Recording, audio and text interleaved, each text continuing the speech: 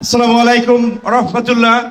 আজকের এই সমাবেশের জন্য ইসলামী আন্দোলন বাংলাদেশের নেতৃবৃন্দকে ধন্যবাদ জানাই। আমি গাড়ি থেকে আসার পথে দেখেছি মৎস্য ভবন, শাহবাগ, হাইকোর্ট মোড় সমস্ত জায়গায় লোকে লোকারণ্য, এই মাঠের বাইরেও। কাজে মাঠে যারা আছেন মাঠের মধ্যেই লোকে সীমাবদ্ধ, এটা না, চতুর্দিকে লোকে লোকারণ্য।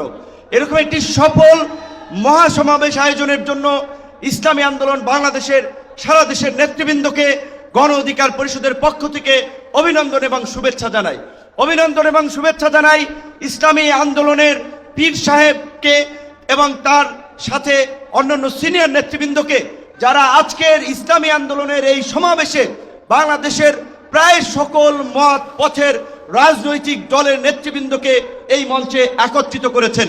এবং আজকের এই সমাবেশ অত্যন্ত সময়োপযোগী এবং কার্যকর বিষয়ের উপরে ভিত্তি করে নির্ধারণ করা হয়েছে। আপনারা জানেন বাংলাদেশের 24-এর গণ অভ্যুত্থান পরবর্তী রাষ্ট্র সংস্কারের যে জন আকাঙ্ক্ষা তৈরি হয়েছে, শাসনতান্ত্রিক ব্যবস্থার পরিবর্তনের যে রাজনৈতিক এবং জন আকাঙ্ক্ষা তৈরি হয়েছে, সেই আনুপাতিক হারে নির্বাচনের দাবিতে আজকে বোধহয় কয়েকটি দল ব্যতীত সব দলই কিন্তু এই মঞ্চে ইতিমধ্যে হাজির হয়ে এই সংখ্যানুপাতিক নির্বাচনের পক্ষে তাদের দলীয় সমর্থন ব্যক্ত করেছে।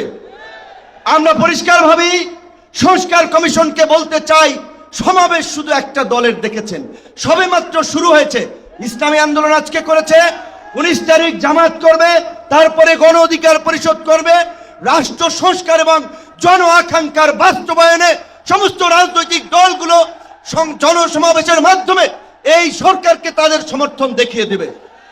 তাই আমরা বলতে চাই, কোন দু একটি দলের উপরে ভিত্তি করে দু একটি দলের কথায় সংস্কারের নকশায় পরিবর্তন আনা যাবে না।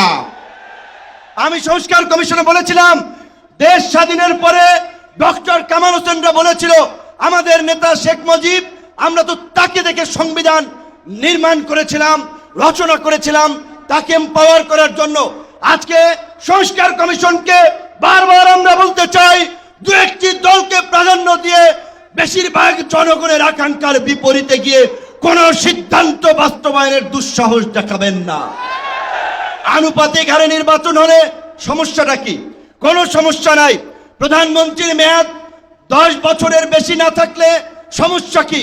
আমরা অত্যন্ত যৌক্তিকভাবে এই কথাগুলো দফায় দফায় আলোচনায় তুলে ধরছি, কিন্তু এটা পরিষ্কার, সংবিধান এই সংস্কার জাতীয় ঐক্যমত্য কমিশন কেন জানি দু একটি দলের প্রতি পক্ষপাতমূলক আচরণ করছে।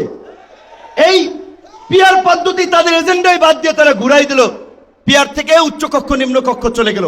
উচ্চকক্ষ নিম্নকক্ষ হবে নাকি সমগ্র নির্বাচন পিয়ারের ভিত্তিতে হবে, সেটি রাজনৈতিকভাবে আগে ঐক্যমতে পৌঁছাতে হবে। একই সাথে আমি আরো একটি কথা বলতে চাই, যারা পীর সাহেব সহ জামাতের নেতৃবৃন্দ তারাও বলছে, আমরাও বলছি, আজকে সারা বাংলাদেশের উপজেলা, পৌরসভা, সিটি কর্পোরেশনে স্থানীয় জনপ্রতিনিধি নাই। জনগণ চরম দুর্ভোগের শিকার হচ্ছে সেবা পেতে গিয়ে।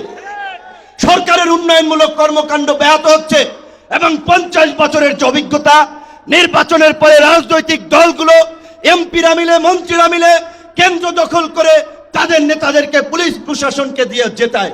কাজী এই সরকারের আমলে যেমনি ভাবে জাতীয় নির্বাচন হবে, একই সাথে অনতি বিলম্বে আমরা স্থানীয় নির্বাচন আয়োজনেরও দাবি জানাচ্ছি।